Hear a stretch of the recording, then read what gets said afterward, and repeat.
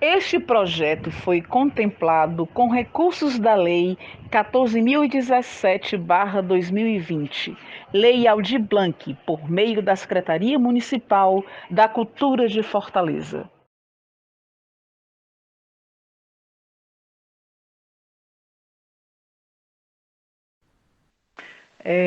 Boa noite a todas, a todos, a todes. Eu estou aqui com o professor Ramon. Ele é historiador, artista, ator, performer, eu posso dizer isso, Ramon, também? É artista, né? Como também eu, e o professor Nonato também que está presente, dando esse apoio. E dando continuidade, a gente vai finalizar o nosso módulo 8, né? Que durante a semana a gente veio desenvolvendo esses estudos, e justamente no módulo 8 a gente vai focar, aliás, desculpe, não é o módulo 8, é o módulo 7, perdão. No módulo 7, a gente vai focar justamente essa contextualização histórica da década de 60, em que a novela Beto Rockefeller foi exibida pela extinta TV Tupi, né?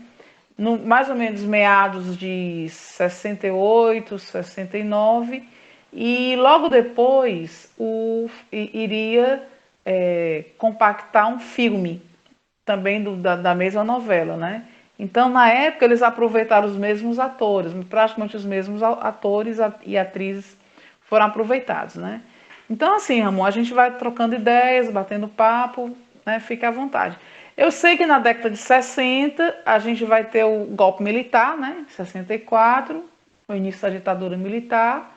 E, logicamente, é um ano, digamos assim, difícil, porque vai haver muitas proibições, né? É, assim, você tem alguma observação, assim, Ramon, para colocar, assim?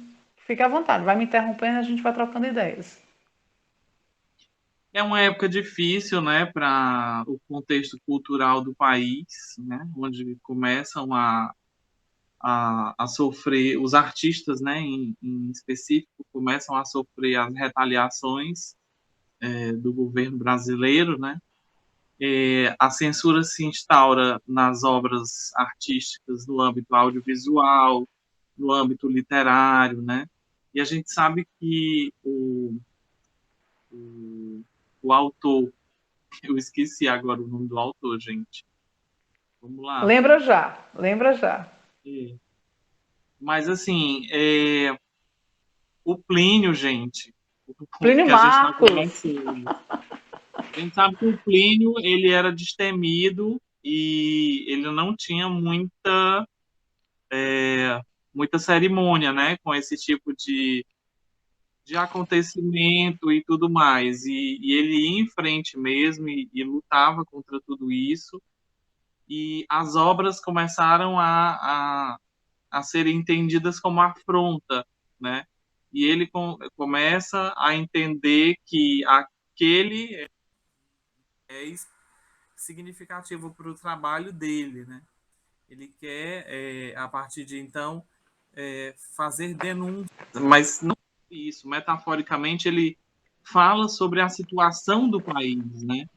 É um artista que hoje em dia nós estamos vivendo um período também um pouco histórico, né, para as gerações futuras, e a gente vê algumas obras sendo pseudo-censuradas, mas na verdade são censuradas mesmo. E naquela época, para ele não ser censurado totalmente, né, havia algumas formas de deixá-lo ali na retaguarda, né? Que era colocando ele em obras audiovisuais, que viria a se tornar o nosso principal produto televisivo, que é a novela brasileira, né?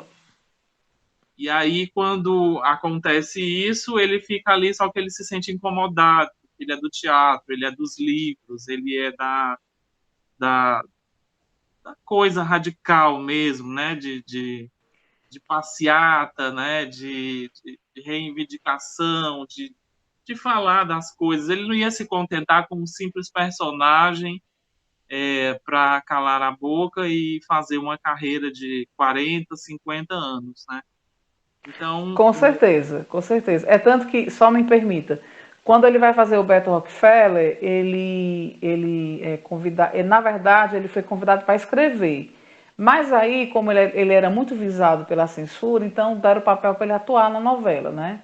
E aí, logicamente, na adolescência dele, ele era até um pouco gago, e ele usa esse recurso da gaguice para poder fazer o personagem, né? No caso, ele faz um motorista de táxi, né? Então, a novela foi assim, digamos, finalzinho da década de 60, foi um subterfúgio dele para tentar um pouco se safar.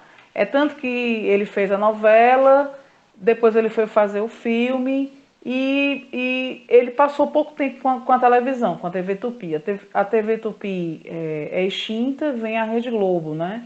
Ele não teve bons, digamos assim, bons papos com a Globo, né? Porque ele criticava mesmo, ele era considerado aquela figurinha difícil. Então, ele não era aquele artista de colocar, digamos, você colocar cabrechos, né? Ele dizia o que vinha na telha. É tanto que ele, já no final da década de 70, ele deixa um pouco de lado a 70 não, 60 para 70, ele deixa um pouco de lado a dramaturgia e arrisca em escrever para o jornal, né? E aí no jornal ele vai passar por vários jornais, revistas, né? Até se encontrar mesmo. Então, realmente procede o que você diz, né? É um período delicado. Por quê? Porque se perseguiu o artista? Porque o artista, ele é um formador de opinião, né? E a gente vai ver que também nesse período, no começo da década de 60, nós tivemos os festivais dos festivais, né? Em que as pessoas assistiam, ligavam a TV, parava-se para assistir. Tudo bem, a TV era em preto e branco? Era, mas as pessoas tinham prazer de assistir. Então, o Nonato está passando aqui os slides só para a gente contextualizar. A década de 60 é uma década de modernidade, né? A gente vem com o governo JK, né? Que aí a missão era fazer o Brasil em 5 anos, né? Então o que o JK fez? O que o Juscelino Kubitschek fez? Ele faz Brasília e leva digamos assim, o poder, né? O poder maior para Brasília. Então descentraliza do Rio de Janeiro e vai para Brasília, certo? Então assim, novas perspectivas, digamos, uma nova possibilidade de novas indústrias, era a modernidade do Brasil. A ideia também era essa, né? E aí, Nonato mudou aqui os slides, a gente teve também a questão o mundo lá fora, né? Havia também as guerras civis, né? Então a gente vai ter a antiga União Soviética, né? Uma guerra, uma disputa de poderes, né?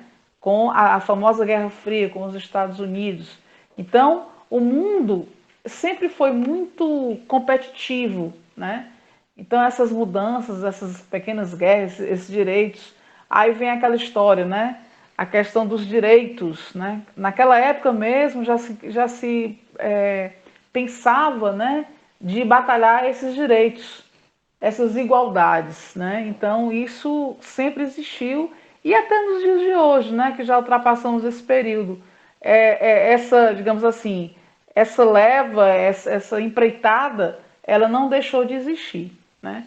Então essa guerra aí, essa Guerra Fria, ela realmente marcou um período, né?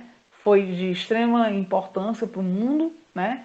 Essa guerra, essa disputa de poderes, na verdade, né? Que havia, certo? Pode passar, Nonato. Eu vou passando aqui, Ramon, aí se você quiser comentar, viu? A gente vai trocando ideias, tá certo? Bom, o mundo parou para ver o homem indo à Lua, né? Yuri Gagarin, né? Que recentemente faleceu. Aquela missão Apollo 11 já foi feito até um filme. Então, o homem chegar à Lua foi assim um momento de, digamos assim, uma revelação, né? Na verdade, as várias tentativas fez com que essa, digamos assim, essa vontade fosse acontecer. Então, realmente, essa ida à Lua, essa tentativa de ir à Lua, vai marcar um período também dessa modernidade, dessa civilização. né? Se bem que nessa época, muita gente acreditava que tudo isso aí era uma montagem, né? Tinha aquelas pessoas que diziam que não, que nada disso era verdade. Claro que é verdade, né? Então, justamente nesse final da década de 60, o homem realmente chega à Lua, né? Então, novas perspectivas. Nonato. Bom, aí a gente vem aqui para o lado artístico, né? Que são o quê? Aí vem aquela velha frase, Ramon me corrija se eu estiver errado. Sexo, drogas e rock and roll. Ou seja, é um momento em que os jovens querem liberdade. Não só a questão da liberdade sexual, mas é uma forma de se expressar também, né? É uma forma de, como é que eu vou dizer, meu Deus?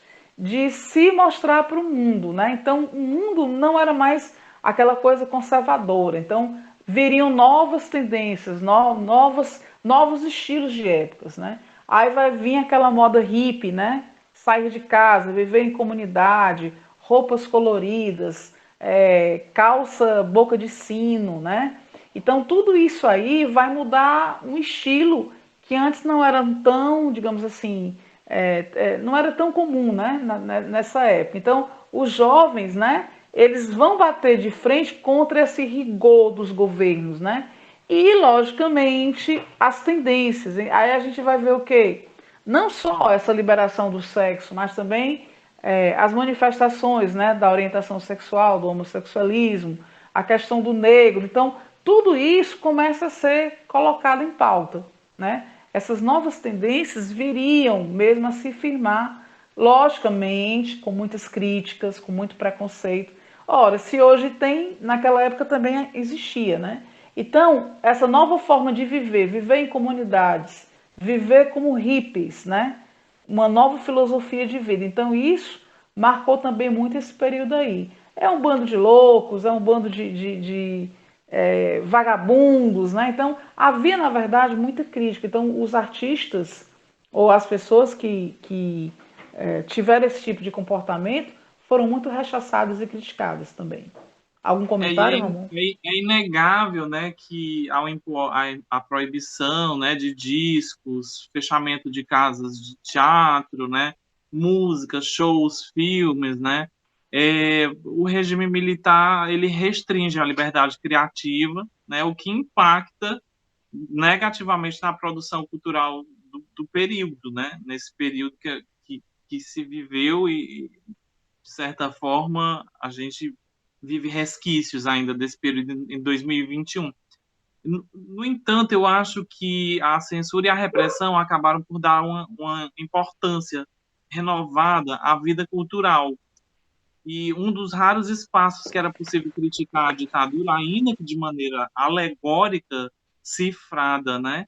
A cultura brasileira mais crítica e esquerdista não fez a revolução, mas ela influenciou de uma certa forma, a formação de jovens, né, promovendo ideais da democracia, igualdade social, né, liberdade de expressão, né, a gente tem todo esse contexto que é histórico, não é de cunho ideológico, né, que eu venho falar aqui, mas se você olha para Gilberto Gil, Caetano Veloso, Chico Buarque, né, o próprio Plínio Marcos, a gente vê toda essa revolução assim da necessidade de se fazer e de se pensar novas obras, né? A gente também vem de um totalitarismo, né? É, o Brasil pegou, talvez tenha se referenciado muito no totalitarismo, em algumas espécies de nazismo, né, como repressão, né, utilização de recursos de repressão, elementos que vêm a compor a cena teatral, a cena dramatúrgica do Plínio Marcos depois em seus espetáculos, né, que a gente vai discorrer mais tarde sobre, por exemplo, como o espetáculo o Abajur Lilás, né, ele vem a denunciar toda uma questão de como eram as torturas Da do época, regime da época. militar, da época, né, de uma forma totalmente alegórica, metafórica, né, ali dentro de um prostíbulo onde as mulheres eram obrigadas a se prostituir, mas essa prostituição tinha um castigo, né, caso essas pessoas não fizessem a grande alegoria, a vontade da grande alegoria da história, que era o giro, né? É o personagem cafetão, né, do espetáculo e tudo mais. Então, eu acredito que por essa obra ter sido proibida há 11 anos e pela perseguição que os ministros da época, né, fizeram ao Plínio Marcos, eu acho que acabou se tornando um patrimônio, acaba por se tornar um patrimônio histórico, né, da nossa cultura, né, especificamente no teatro, né, as obras do Plínio Marcos. O próprio Plínio já é uma obra de arte, um patrimônio da gente, né?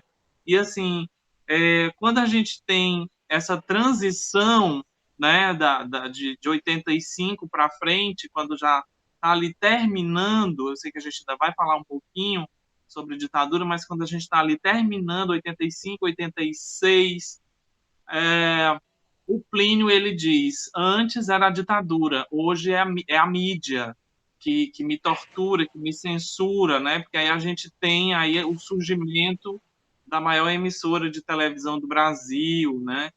Que tem lá suas vontades, tem lá os seus quereres, né? Dos seus interesses, enfim, nessa época de um momento histórico que a gente está falando, e não é legal para ele ficar dentro de uma emissora assim, né, que tem que falar o que eles querem que falem, né? Aí a gente vai, eu me remeto muito a um filme chamado Cidadão Kane, que é um dos filmes mais importantes dos Estados Unidos, o Império de Xanadu, né, que é um império que as organizações Xanadu do Foster Kane, né, tomam conta de toda uma opinião pública, né? Vão se instaurando naquele país, naquele filme, né? E depois da morte do Foster Kane, as pessoas continuam com aquela ideologia de De controlar, de vida, né? manipular, de vida, né? E aí vem muito também a lembrança do 1984, do George Orwell, né? Que ele vai falar também sobre questões de uma sociedade extremamente controlada por câmeras, manipulada por fake news, por, criando departamentos, gabinetes de ódio, né, gabinete de fake news, e tudo isso escrito em 1948 por um autor chamado George Orwell, que ele não estava fazendo nenhum presságio, ele já sabia muito bem o que ia acontecer, né? Então, Que ele poderia coloca acontecer, o que poderia vir, né? exatamente, ele Justamente. coloca na obra 1984 em alusão à troca de 1948, porque ele estava com muito medo da Segunda Guerra Mundial, que ainda estava ali, né? Tinha terminado 45, 48, e aí tudo isso a gente vem num resquício de toda uma sociedade mundial, mas falando em termos de Brasil, a gente vive muito isso ainda hoje, né? É claro que não com a força que foi, né, exercida em cima dos artistas brasileiros durante o período do regime militar, né? Mas aí voltando à Com certeza. novela, vamos ver aqui, a novela Só, fez só, sucesso porque começou a fazer tomadas aéreas, né? Começou a fazer sucesso porque tudo foi a primeira novela que fez essa divulgação de publicidade, né? Dos produtos, publicidade também. das Ba- roupas, de toda a moda da época, de toda uma cultura de música, né? E isso, de uma certa forma, imortalizou a novela, ainda que a novela não seja da TV Tupi e aí não tenham mais os registros, né, videográficos, só fotográficos mesmo, assim, porque eles passavam uma fita por cima da outra, né, porque tinha essa cultura de aproveitar a fita, poucos, né, poucos muitos recursos, né? Então havia recursos, muito isso. isso. E aí é uma novela. É tanto que Assim que a TV Tupi fechou, a Rede Globo veio logo em seguida, né? Acendeu, né? Sim, Como uma sim. alternativa, né? Muita coisa da Tupi, na verdade, se perdeu, né? Então, infelizmente, eles não tiveram essa condição, esse cuidado, né? Que são verdadeiras relíquias. Né? Mas, Ramosinho, deixa eu só concluir essa parte histórica. Nonato, passa rapidamente para a gente poder chegar no Rockefeller, tá bom? Então, assim, você tinha o Brasil ganhando uma Copa do Mundo e, digamos, a ditadura no auge, né? Tá certo? Então, assim, havia muito essa coisa de mascarar, né? O mascaramento, infelizmente, isso existiu, né? E aí vem o quê? Vem a televisão, a questão da massificação da televisão, né? O golpe militar, quer dizer, então o Brasil começa a punir seus artistas, né? A gente vai ter o primeiro Festival de Música Popular Brasileira em 65, e aí, por exemplo, você teria alguns artistas que vão se sobressair, como o Vinícius de Moraes, uma Elis Regina, né? Um Edu Lobo, e esse pessoal vai ficar avisado, né? Muitos vão ter que ser, ou ficam calados. A própria Elis Regina, ela foi obrigada a cantar, né, para o pessoal da Marinha, né? Ou então seria ameaçado, os filhos seriam ameaçados, o marido na época, né? Então, assim, havia muito isso. Aí vinha aquela frase, Brasil, ame ou deixe, né? Então, tipo, se você não está satisfeito, saia, né? A nova ordem é essa. Pode passar, Nonato, tá? Rapidamente, só para a gente concluir essa parte. Aí, pronto. Tem um episódio bem interessante que é justamente, teve a Revolução Cultural da China em 66, né? E o ativista Martin Luther King, né? Que ele, olha só, ele naquela época, na década de 60, ele tinha um sonho. Qual era o sonho? A igualdade das raças, né? Mas ele foi brutalmente assassinado no dia 4 de abril de 68, né? Tá certo? Então, ele virou, na verdade, um símbolo de resistência, tá certo? E desde. Aí vamos fazer esse recorte. 1968, né? O assassinato do King. Vamos trazer para agora, 2019, o assassinato daquele americano, né? Com o policial praticamente sufocando, né? O homem lá, sem necessidade. Quer dizer, não mudou muita coisa, né? Você tem o quê? 70, 80, 90, 2000, ou seja, você tem 51 anos depois, mais ou menos, e o preconceito ainda é forte, né? Quer dizer, é negro, incomoda, é a cor, então elimina. Infelizmente, algumas pessoas ainda têm essa mentalidade, né? É uma dura Luísa, realidade. Isso nos Estados. Ah, é, diga lá, Ramon. o estudo das margens da sociedade é sempre uma coisa muito rechaçada pela mídia, né? Você vê que eu, por Isso. exemplo, trabalho com HIV no teatro em 2000, no período, né, de 2017 a 2021, que é onde a gente está agora, você sente na pele o que é, na verdade, é, e a gente não se dá conta do quanto isso é repressivo, do quanto isso é censura, né? Porque não interessa às elites políticas desse país informar o cidadão sobre os seus direitos. Não temos não temos massa de manobra se não tivermos desinformação, né? Então é isso que a gente percebe assim quando é, a gente vai tentar uma apresentação em determinados locais, você vê que ainda existe sim um conservadorismo até mesmo por dentro da classe artística que vai se infiltrando mesmo como um câncer ali dentro, né? E aí Isso, uma quem doença. até mesmo o espetáculo do Plínio, o Abajur Lilás, hoje em dia, quando é apresentado aqui em Fortaleza, quando a gente estava assistindo, antes do período pandêmico, a gente viu um certo desconforto, porque a sociedade está muito acostumada a engolir uma programação televisiva naturalista, realista, falsa, de propaganda de margarina, onde as pessoas são extremamente felizes, é uma cultura da branquitude, é uma cultura que uh, é formada por pai, mãe e um filho menino e uma filha mulher, e de manhã cada um vai para o seu ofício, né? Sempre colocando o homem como o chefe de família que vai trabalhar, a mulher como dona de casa, os filhos, o menino tendo que ter êxito na vida primeiro, a menina tendo que ter êxito na vida em segundo lugar. Então, você percebe que hoje em dia, quando se censura um Jesus, Rainha do Céu, é, histórias compartilhadas, que é aqui do Ceará, né, do Eduardo Bruno, do Ari Areia, né, a gente percebe que há, sim, uma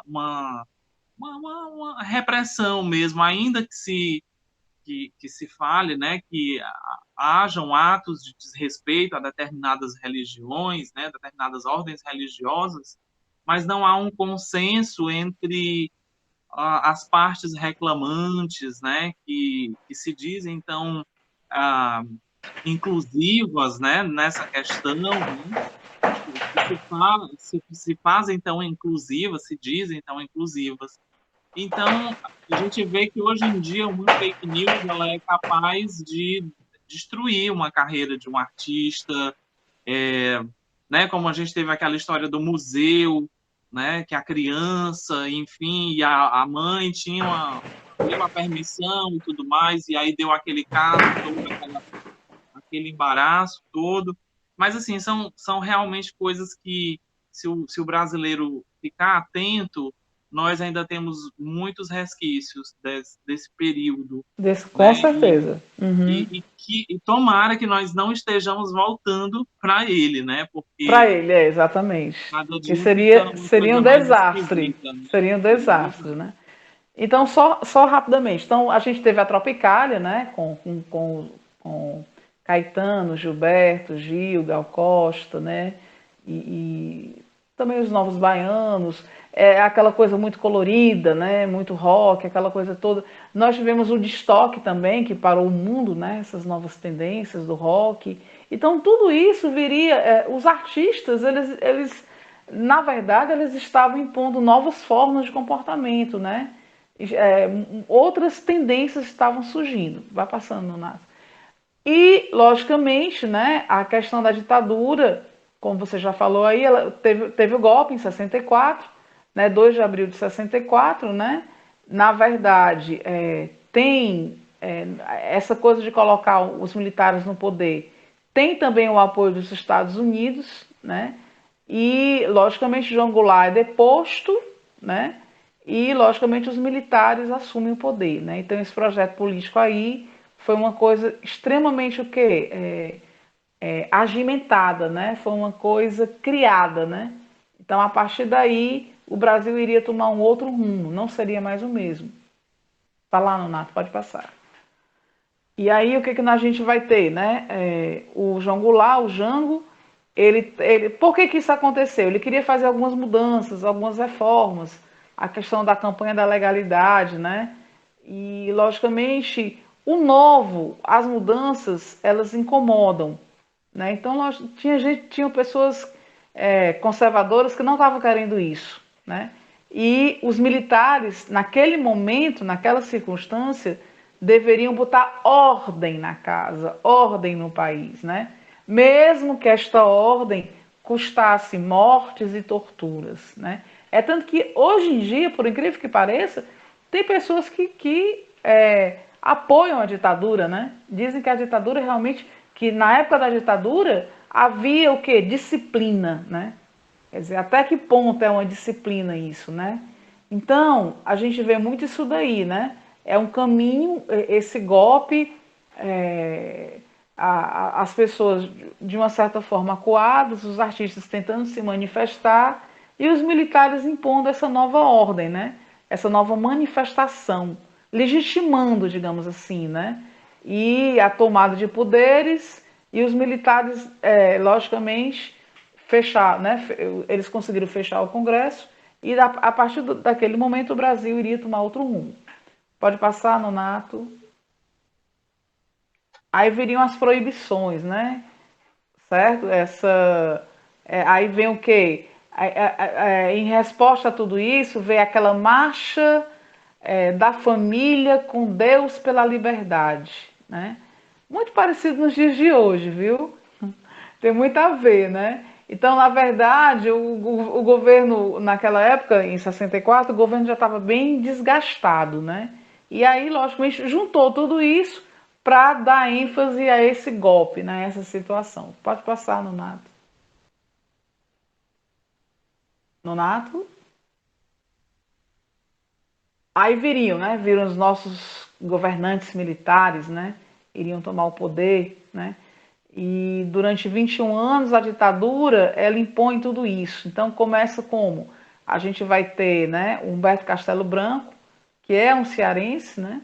Depois o Costa e Silva, né, que vai pegar justamente o Castelo Branco e o Costa e Silva vão ser os dois militares que vão pegar essa organização. E, logicamente, como é que esses homens vão governar o país, né? Se eles eram, digamos, a ordem, se eles tinham poder nas mãos.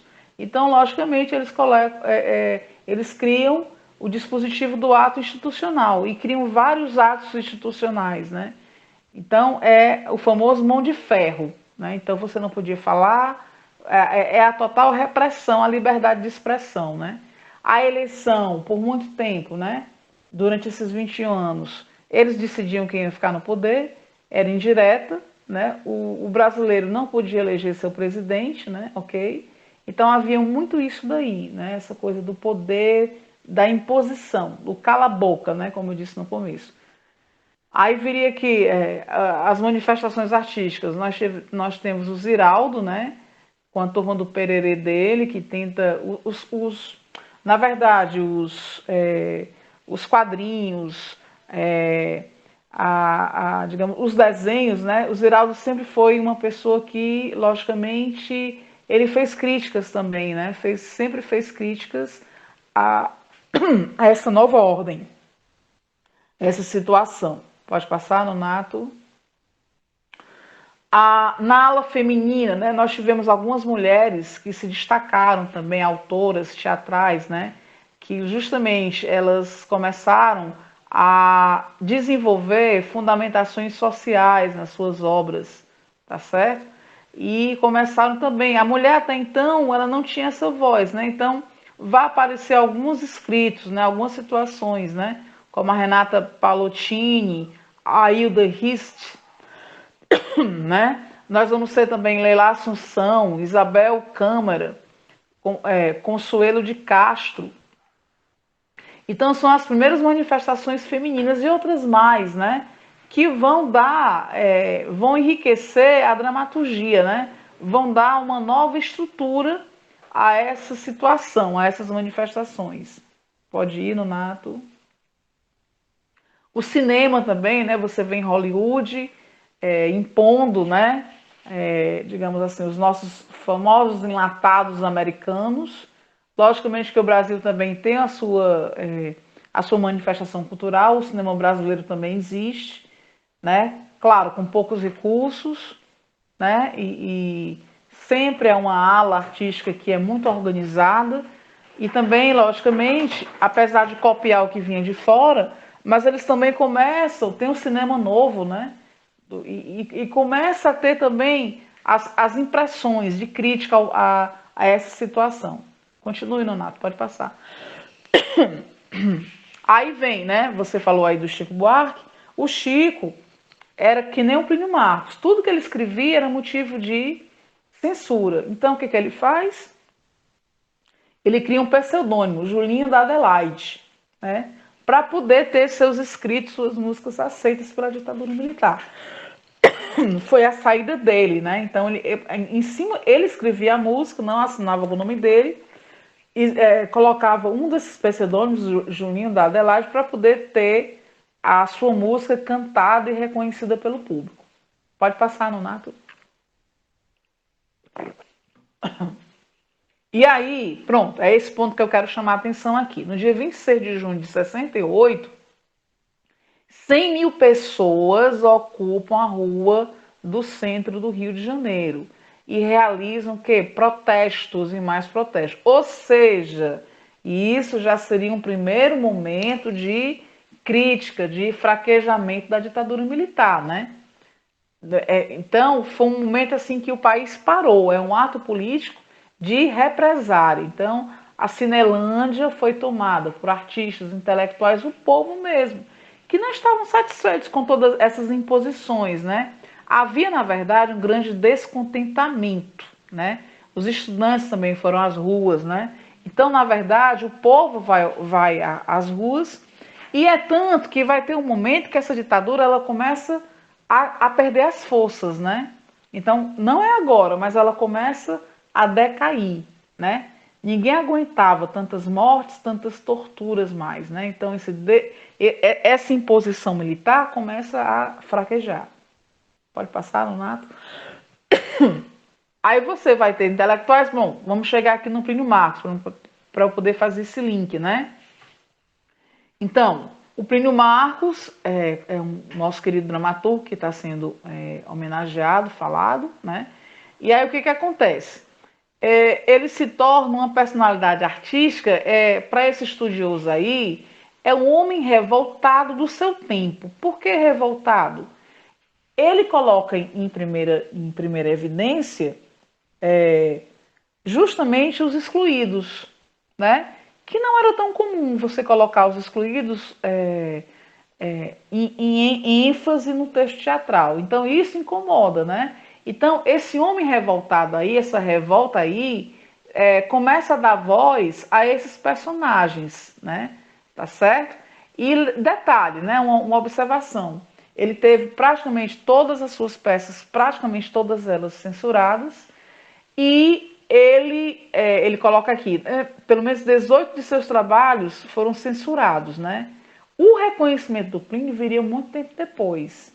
E é porque o Ramon falou aí do Abajur Lilás, só fazendo uma observação, o Abajur, ele se tornou o quê? Ele se tornou como é que eu vou dizer? Uma bandeira, né? Uma bandeira de luta contra essa ditadura militar. Tá certo? Então, essas proibições, na verdade, de uma certa forma, fizeram com que o Plínio Marcos como é que eu vou dizer? Se criasse forças, né, para não desistir, tá certo? Então, é uma década marcada por quê? Por um momento de esperança, redescobertas, né? A questão do sexo, drogas e rock and roll que eu falei, isso ficou muito forte. Essas novas formas de comportamento, de ver o mundo, os movimentos culturais, tudo isso, né, vai influenciar o povo. E apesar de tudo, né, o povo não era tão massa de manobra, o povo estava presente. O povo realmente nesse período ia às ruas, certo? Pronto. Ramon, alguma observação? Nonato, pode colocar o Beto Rockefeller agora. O outro slide. Alguma observação, o Ramon?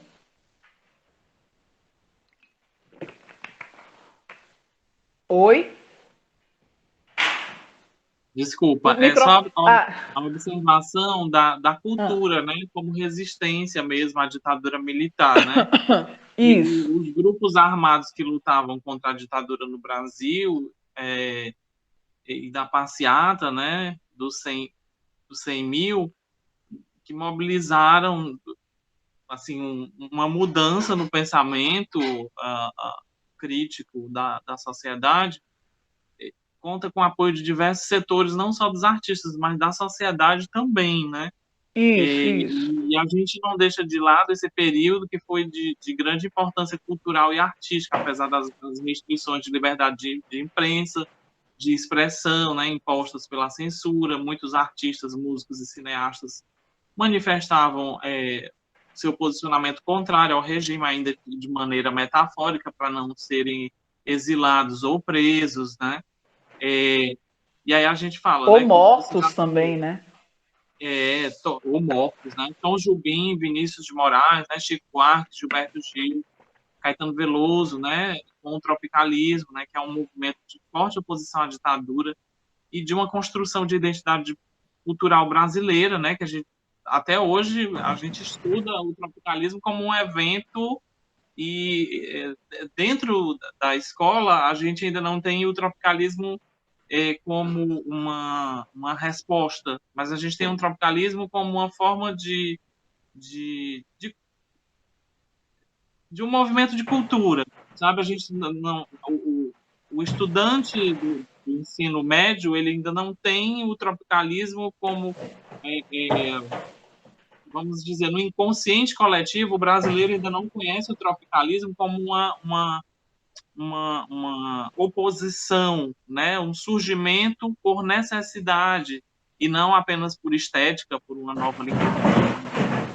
Então, Certo. muitas coisas na arte, elas surgem por uma questão de se politizar, né? A política apolítica, né? Não a política da politicagem brasileira, mas uma política de vida, uma filosofia de vida, né? A ideia de que a pessoa se manifestando poeticamente, de forma política, ela pode melhorar as condições de vida, assim como é, esses nomes todos que já foram citados conseguiram levantar, mesmo com seus suas receitas de bolo, né, escondidas ali numa coisa é, toda metafórica mesmo, dentro de letras, né, como aquela letra daquela música do Caetano Veloso, que foi até tema daquela novela da Globo, Velho Chico, que eu não vou lembrar agora o nome do tema, Eu também mas não, acho que não é lembro. Mas. Tropicália, o Uhum. nome da música. Tropicália, Sim, né? sim. E aí a rítmica da música é tão rápida que ela passa um pouco despercebida pelos militares na época e ela chega, né, aos intelectuais e ela acaba por nem ser tão perseguida assim, essa música, porque a gente vê uma intelectualidade no bom sentido, que eu digo, eu não falo que o resto dos brasileiros fossem desprovidos de informação, mas a gente sabe que era uma época muito difícil, que a gente não tinha acesso à internet, aos meios rápidos de comunicação como a gente tem hoje, né? Então era tudo muito Com velado, certeza. né? Se uma pessoa fosse torturada e morta, até hoje a gente tem, né, essa investigação, né, sobre quem matou, quem morreu, onde estariam enterrados esses corpos, né, de artistas, de sociedade civil em geral, de políticos, enfim, de N pessoas, né?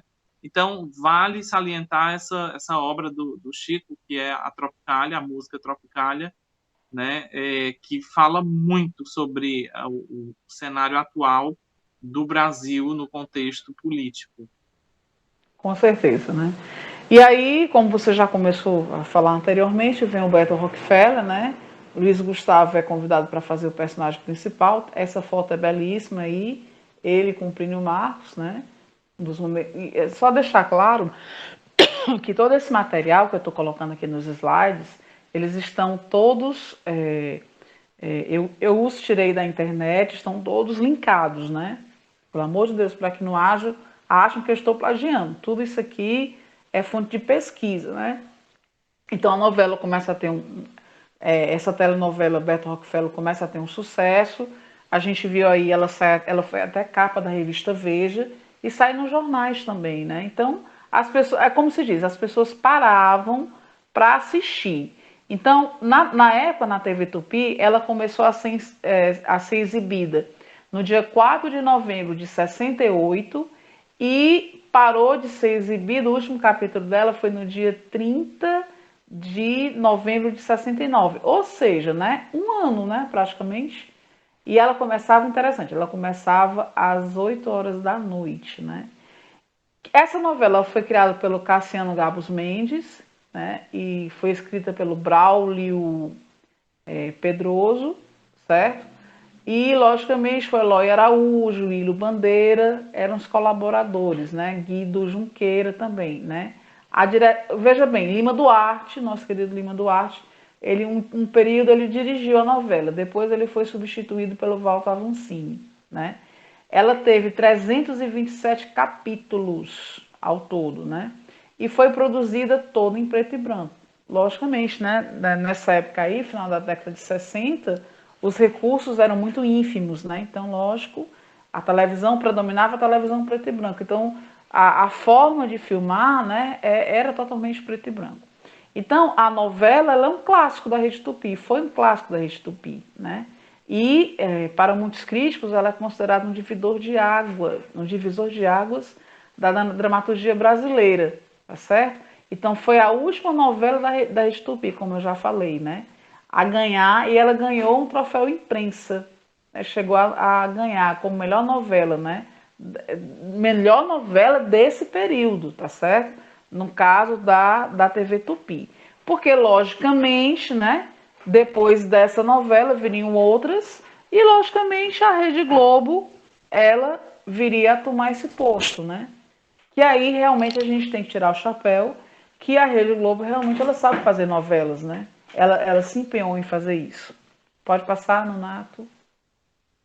Ok? Então aqui, essa foto do Luiz Gustavo com o Luiz Gustavo, né? Na verdade, quem era esse Beto Rockefeller?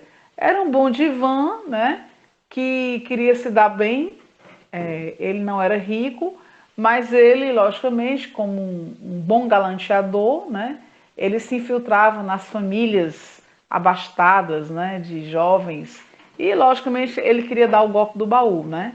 Então, essa telenovela ela vai revolucionar, né, a forma de interpretar dos atores. Havia muita naturalidade, né? O próprio Luiz Gustavo, né, ele se sobressai, né? É, e tenta fazer, aliás, o faz de uma forma bem natural, né? E o público, logicamente, se identificava. Havia, na verdade, uma identificação, né, dele, do personagem dele e os demais, com o grande público, tá certo? Então, isso chamou a atenção. Na verdade, né, é como ele diz aqui, havia uma audiência, as pessoas paravam para assistir a novela, né? A trilha sonora também, né, chama a atenção. Ou seja, essa novela, ela existiu, mas ela existiu de uma forma estratégica também, né? A gente não pode deixar de dizer isso, tá certo? Então, o público se identificou com ela e também com os personagens dela, tá certo? Por isso que ela foi um grande sucesso. Uma pena que ela se perdeu, né? Hoje, se a gente for fazer um balanço, existem poucos fragmentos de alguns poucos capítulos. Desses 300 e poucos capítulos existentes, não tem talvez nem um terço deles ainda, né? Infelizmente, né? Pode passar, Nonato. Nonato. Pronto, aqui tem algumas fotos da novela, né? Alguns artistas também, bem jovens, né? Ela foi a primeira novela, como o Ramon falou, a usar merchandise, né? O merchandise, todo mundo sabe, é uma espécie de propaganda, né? Então, no caso, o Luiz Gustavo, ele usava um medicamento da Engolve, né? Certo? Então, é uma forma de fazer propaganda, né? Então, logicamente, isso deu audiência, né? Tá certo? O Braulio Pedroso, em 63, ele tentou escrever a continuação da novela, seria a volta de Beto Rockefeller, mas não se saiu bem, né? Não ficou legal. Não teve tanto sucesso, né, quanto a primeira versão, então acabou não dando certo, tá certo? Na verdade, nesse período aí, final da década de 60, a Rede Tupi estava passando por dificuldades financeiras, né? Então, infelizmente, a maioria, como eu já falei, o Romão já tocou aí no assunto, a maioria dos capítulos, eles eram apagados para poder o quê? Para poder gravar novamente, aquelas fitas, né, antigas, né? Então, infelizmente, isso fez com que a dramaturgia do Beto Rockefeller se perdesse, né? É um fato lamentável. Pode passar, Nonato. Bom, aí uma coisa interessante também que eu pude perceber é que os artistas eles saíram muito em capas de revistas, né? Que você tinha a Veja, essa TV aí, TV Intervalo, né? Logicamente, isso é uma estratégia também das pessoas conviverem, né? Que isso também já existiu, né? Na década de 80 também. Hoje nem acho que hoje nem tem mais essas revistas. Se tiver, são pouquíssimos. Tem, Ramon? Tem revistas falando de novelas? Ainda Tem, existem? sim, tem. Minha novela, Viva Ah, Mais, é, Contigo.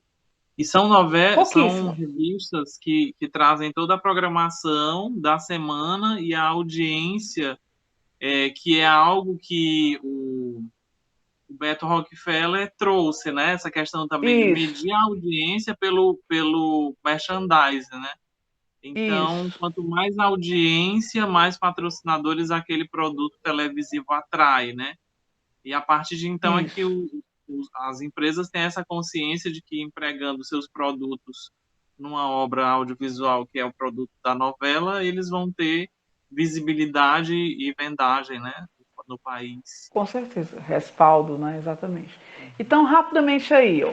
Alberto, ou Beto, como era mais conhecido, é um charmoso, né, como eu disse, galanteador, representante da classe média baixa, que mora com os pais, Pedro e Rosa, e a irmã Neide, no bairro Pinheiros, em São Paulo. E trabalho como vendedor de uma loja de sapatos na rua Teodoro Sampaio. Com sua, com sua intuição, perspicácia e malandragem, né, o vendedor Beto se transforma em Beto Rockefeller, primo em terceiro grau do magnata norte-americano Nelson Rockefeller e, né, consegue penetrar na alta sociedade através de sua namorada rica, Lu, filha dos milionários Otávio e Maitê. Né? Assim, ele consegue frequentar as baladas, festas e as rodas das mais altas sociedades, da mais alta sociedade paulistana. Então, é isso, né? A história dele é essa, né? Na verdade, era um malandro, né? Vivia com os pais, era um vendedor de sapatos, mas ele começa a se infiltrar e começa a criar essa descendência Rockefeller que na verdade não existia, né? Pode passar, Nonato. Bom, aqui tem umas fotos. Uma coisa que me chamou a atenção foi o cartaz, né? Beto Rockefeller, né? Achei interessante aqui essa mídia do cartaz. Uma coisa que também, não sei se vocês estão percebendo, gente, apesar da novela ser preto e branco, é, as fotos dessa época tinham um colorido muito vivo, né? Não sei se vocês percebem isso. O colorido era muito vivo, parecia, a impressão que nós temos é que eram fotos pintadas, né? Que eram muito vivas, as tonalidades. Aqui você tem uma foto em preto e branco, né? Beto, aqui, pronto. Terminou a novela, em 69, viria quem? Viria o filme, né? O filme ele vai vir em 70 e vai ser dirigido por Olivier Perroy, né? E que era um grande que dominava a comédia, né? E na verdade foi feito, o que ele fez? Ele fez uma adaptação da novela, da telenovela, né? Que era da Tupi. Ainda bem que existe o filme. Vocês podem ter acesso, viu, esse filme? Claro, deixando claro, o filme foi redado em 70, que o filme ele é muito artesanal, né, para nossa época, né? Logicamente é diferente. Hoje, se fosse exibir esse Beto Rockefeller, seria o quê? Uma nova roupagem, né? E lógico, como ele fez como é que eu vou dizer, uma adaptação da telenovela, tem algumas pequenas mudanças, né? Da telenovela com o filme, propriamente dito. Mas o Acho interessante, que na onde é que. telenovela brasileira a gente só tem mais um exemplo de um personagem que foi para filme, que é em 2011, Fina Estampa, com o personagem Crow, né? Que Isso, é isso. interpretado pelo Marcelo Serrado. Acho que só teve esses dois exemplos mesmo. Que eu me lembro, sim, né? Que sai da novela e vai para o cinema, né? Dá essa visibilidade. E assim, a gente fica feliz porque, assim, já que praticamente não tem os capítulos da novela, eles se perderam, foram apagados, pelo menos o filme, né, é o nosso consolo. Apesar dele ter se inspirado, logicamente, né, quando você se inspira ou adapta uma obra, você faz pequenas adaptações. Então, o que você vai ter aqui? O jovem malandro e desonesto Beto não quer trabalhar, né? E vive de aplicar pequenos golpes e trapaças. Sua especialidade é se infiltrar entre a alta sociedade de São Paulo, né? Então, assim, você observa o quê, né? Que tem tudo a ver. Ele vai criar um contexto baseado no que foi a telenovela, né? Então, passando-se por um milionário e com isso tentando o quê? Tentando, né, obter vantagens e conquistas amorosas, tá certo? Então, o que você observa, né? Que tem tudo a ver com eu posso dizer que o filme seria uma volta da novela, né? Logicamente, em outra linguagem, né? Uma tentativa da novela não ficar perdida, né? Ela realmente ficar imortalizada, já que não foi possível ela ficar imortalizada em forma de telenovela. Pode passar, Nonato. Bom, aí vamos lá, né? O Luiz Gustavo fazia o Beto, o Plínio Marcos fazia o Vitório, que era um motorista de táxi. Cleide Ácones, grande atriz brasileira, maravilhosa atriz, fazia a Maria Olívia. Marília, aí você tem a Marilda Pedroso, Ana Paula Jaquinto, Raul Cortez, fazia um fotógrafo, né, do parque. Paulo Vilhaça, Leila Ábramo, né, a dona gorda, dona de uma pensão, né? Dora Azevedo Marques, Otelo Zeloni, certo? Aí você tem Valmor Chagas, né, que foi convidado para fazer, Milton Medina, Clodovil Hernandes, ou seja, você tem aqui grandes nomes, né? Atores e atrizes também começando a sua carreira, né? Pronto, então é isso, né? Como eu falei lá no começo, o submundo se tornou o quê? Um protagonista em suas mãos. O Roberto Bontempo, ele, logicamente, ele fez Barrela, o filme Barrela. Depois, anos depois, ele viria filmar com a Débora Falabella Dois Perdidos na Noite Suja, né? Em 2002, 2003, fora daqui do Brasil, nos Estados Unidos. Então, o Bom Tempo, ele fala isso daí, né? Que o Plínio Marcos, o que ele fez? Qual foi uma das grandes contribuições dele? Tornar o submundo, aliás, pegar o submundo e torná-lo protagonista, né? Claro, o Beto Rockefeller, qual a importância dele? Não é porque ele atuou como o motorista Vitório, não. Mas, quando ele foi fazer essa novela, foi uma espécie de escape dele para não ser preso, né? Porque, logicamente, não sei se vocês sabem, o Plínio chegou a ser preso 18 vezes, né? Então, a novela era uma forma dele tentar, digamos assim, entre aspas, né? Se ocultar, dar um tempo para que a censura não o perseguisse tanto, né? E a gente vê que foi um grande sucesso e graças a Deus que essa novela foi adaptada para o cinema. Alguma observação? Só dizer que essa novela ela se tornou modelo de dramaturgia para muitas outras, né? A exemplo Isso. de uma das, ou a mais importante telenovela brasileira, que é Vale Tudo. E a gente tem a Pronto. protagonista, que é uma vilã, né? Que é a Maria de Fátima, interpretada pela Glória Pires, que também é uma alpinista social, né? E tem toda uma crítica envolvida em cima dessa novela, perguntando ao brasileiro: vale tudo para se dar bem no Brasil? Né? E era uma novela que estava ali entre a ditadura militar, as eleições, né? E era uma crítica assim a tudo isso, e talvez por ser um contexto que o Plínio já não concordasse, talvez por isso ele não tenha participado, porque era a novela que ele teria que ter participado mesmo, assim, porque é, Plínio e Odete Roitman seria um encontro assim inusitado, né? Seria Com uma coisa certeza. fantástica. Com certeza. Mas assim, porque essa primeira fase do Plínio, ela durou mais ou menos meados de 70, né? Na década de 80, o Plínio já vai para outras vertentes. Então ele sai desse mundo, desse submundo mundo marginal e busca outras vertentes. Como eu disse, ele vai fazer o jornalismo, ele vai escrever para jornais, ele vai analisar partidas de futebol, né? Falar dos cartolas. Então, assim, ele vai escrever crônicas, né? E assim, ele tenta sair um pouco do métier da dramaturgia e vai para outras vertentes, né? E E é busca como outras se alternativas. fosse, é como se fosse um afilhado do Nelson Rodrigues, né? Isso, isso. É E só que tanto que eu. O Nelson diz, né? Aquela célebre frase, fale aí. É, mas é interessante porque as pessoas diziam que havia uma certa competição entre os dois, né? Sim. Uma dica que eu dou depois, quem estiver assistindo, é que vocês botem na internet a entrevista do Plínio com a Bruna Lombardi, né?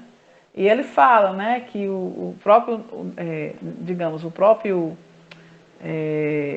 Nelson Rodrigues falou para ele que ele tinha sorte, porque ele escolhia bons atores, né? E ele tinha esse reconhecimento, né? Mas deixar claro que o Plínio ralou pra caramba, né? Esse reconhecimento veio muito tempo depois. Ele ganhou alguns Molières, né? Ele teve, lógico, pós-morte, né?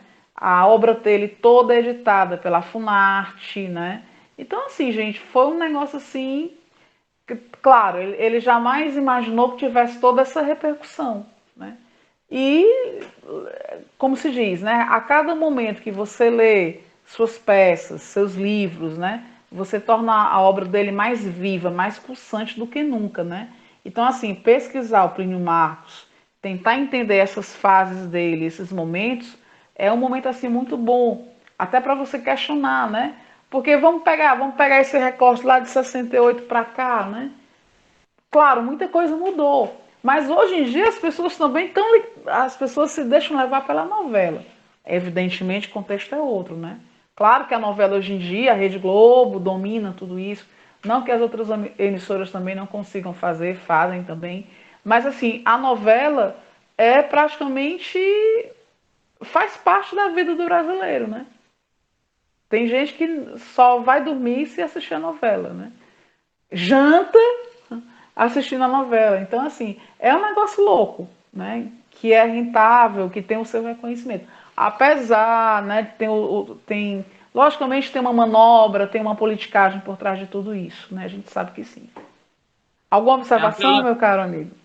a Diga lá. telenovela brasileira, ela nos anos 90, ela exerce um papel, digamos, é, anestésico, né, na cabeça do brasileiro, mas ela acaba com a sua preocupação de pesquisa, é, nos trazendo algumas coisas como temas pertinentes, né? A gente tem aí a extrema exposição em 1994 da mensagem do Chico Xavier com a novela da Ivani Ribeiro, A Viagem, né? Nós temos no ano 2000, na novela do Manuel Carlos, uma mensagem de tecnologia empregada no corpo humano, que é uma mãe tendo uma criança, né? As famosas Helenas do Manuel Carlos tendo Sim, uma criança já numa fase madura para tirar células tronco, né, da placenta e colocar na medula da filha. Acho que a gente falou de clonagem também em 2001, 2002, na novela chamada O Clone, o né? clone. Uhum. A gente tem uma preocupação também da emissora fazer novelas como as novelas pesquisadíssimas da Glória Pérez, né? Que em 92 de Corpo e Alma falou da doação de órgãos, em 95 Explode Coração fala sobre a cultura dos ciganos, é, deixa eu ver, acho que teve o Clone, né, que fala sobre essa questão também do preconceito na época contra o pessoal que tinha acabado de acontecer o 11 de setembro, né, e aí a novela meio que teve que mudar um pouco, focar mais na O rumo clonagem, dela. tirar mais O a foco. questão do foco, né, e aí a gente tem também em 2005 a América com a questão da importância dos imigrantes querendo entrar nos Estados Unidos de forma ilícita e morrendo. Aí, em 2011, a gente tem a questão da novela, eu não vou lembrar nem o nome, mas assim, a temática era Salve Jorge, né? Que tinha Salve, uma Jorge. temática também. Tinha uma temática também de denunciar, ainda que de forma um pouco fraquinha já, né? A dramaturgia brasileira foi enfraquecendo, a teledramaturgia brasileira foi enfraquecendo, mas ainda falou-se, né, sobre o tráfico de mulheres para outros países, né? E por último, eu acho que não menos importante, tivemos agora que está em reprise, né, no ano de 2017, em reprise agora 2020, 2021, uma novela falando sobre gênero, né? A primeira novela cabeçando a questão de gênero, né? E várias outras coisas, vários outros temas importantes, pertinentes, né, à sociedade, assim. Agora, a novela, realmente, o Rockefeller deixa uma herança é, do modo como o brasileiro se veste, do modo como ele escuta música. Tem que ser muito artista para vencer o artista que está no CD da trilha da novela, né? Porque a Globo, que é a principal produtora, ela remixa as músicas de uma forma que saem muito mais bonitas as melodias do que as trilhas originais, inclusive, né?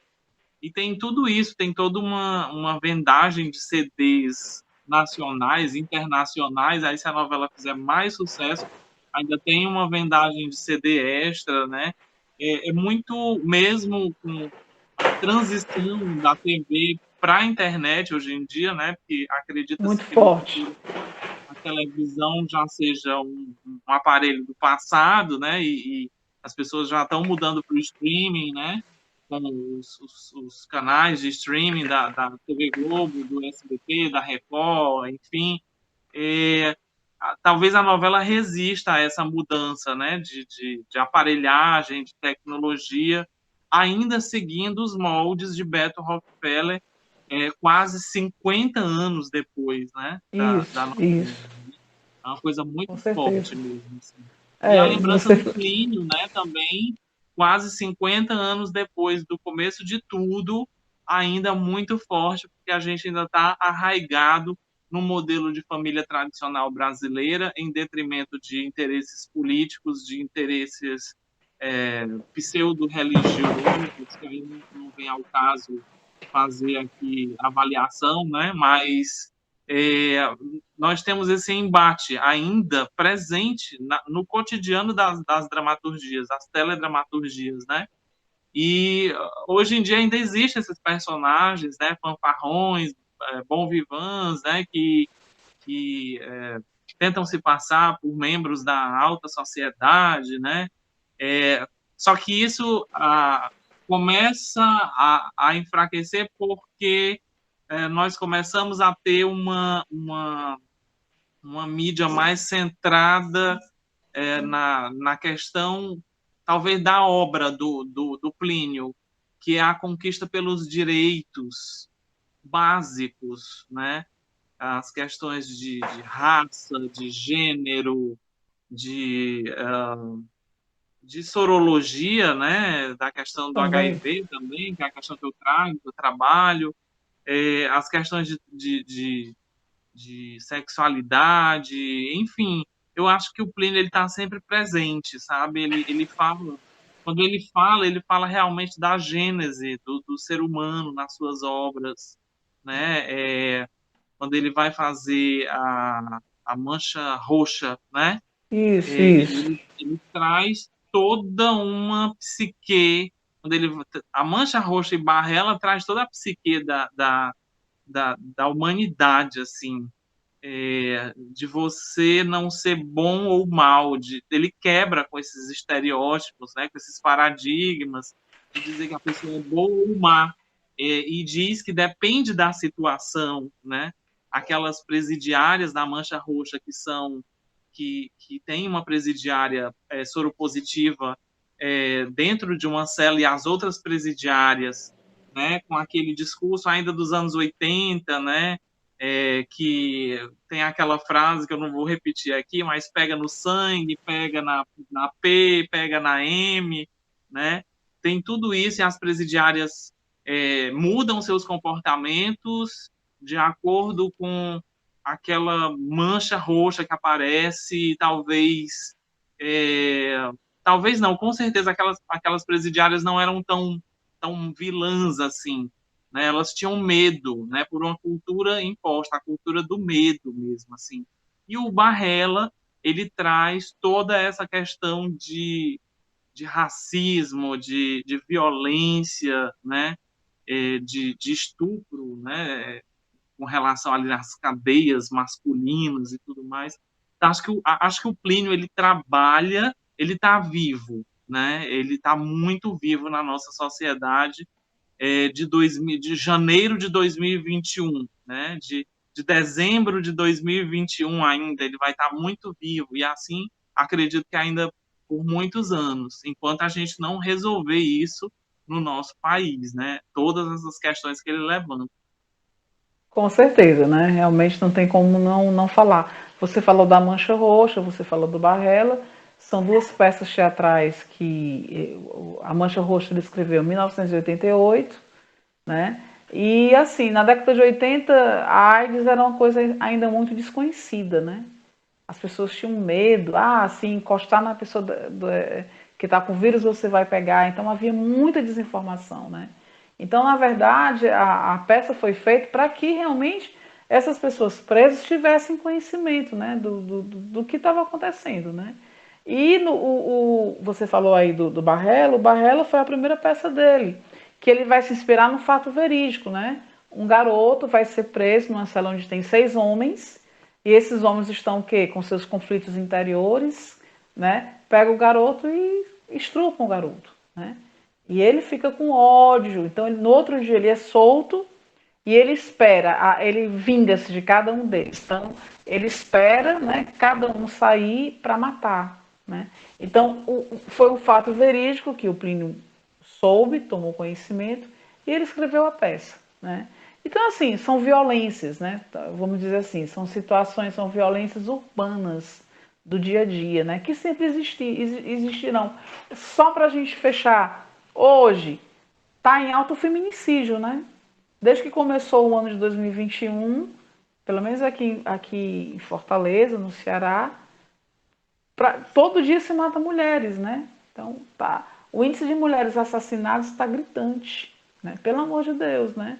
É uma coisa que se faz em campanhas, tem a Lei Maria da Penha, mas assim, é um negócio ainda que a mulher ainda é o objeto, ainda é o objeto do homem, é minha mulher, né? Então, se não me quer mais, mato, né? Essa mentalidade ainda está muito viva, né? E aí vem outras questões, né, sociais, a questão da cor, do preconceito.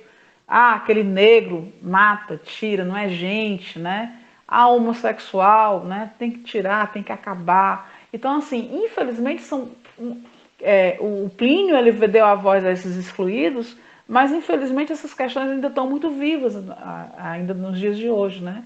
E é como você falou, a gente vive um ódio, né? Um ódio gritante, né? A pessoa não tem culpa de ter a pele negra, a pessoa não tem culpa de ter nascido mulher, né? Se você tem uma orientação sexual diferente, você também não tem culpa, né? Então, assim, são questões que eram para ser respeitadas, né? E infelizmente não são. E uma indagação que fica, né? Qual seria o nome da peça de Plínio Marcos em 2020 sobre a Covid-19, né? É, com Qual seria certeza. a pérola que ele iria soltar, né? Seria algo de Com grande relevância para a história, né? muitas críticas mesmo ele iria fazer, né? Porque realmente digamos que esse vírus, essa situação mudou toda a nossa forma, né? O nosso comportamento mexeu com todo mundo, né? Em todo mundo, né? Não interessa se você é rico, pobre, não interessa. Você teve uma mudança total. Então, mais alguma observação? Acho que ficou claro. Eu quero te agradecer aqui pelas trocas de informações, né? Eu agradeço pelo Esse módulo, convite. tá? A gente vai trocar também. Você vai começar lá seu curso. Fique à vontade. Se quiser que eu participe, também eu participo. E assim, realmente, o Beto Rockefeller ele vai ser um divisor de águas mesmo, né? Pena mesmo não ter mais esses capítulos. Pena, é muito. Eu, quando comecei a pesquisar o Beto Rockefeller e tive acesso ao filme, né? Ainda em DVD, meu Deus do céu, encontrei. Eu achava que era novela, mas não era novela, né? Infelizmente a novela se perdeu. Então, assim, eu quero te agradecer muito pelas trocas, pelas informações, né? E também agradecer ao professor Nonato aí também por ter nos ajudado. Então, Obrigado, seguimos, professor Nonato. tá?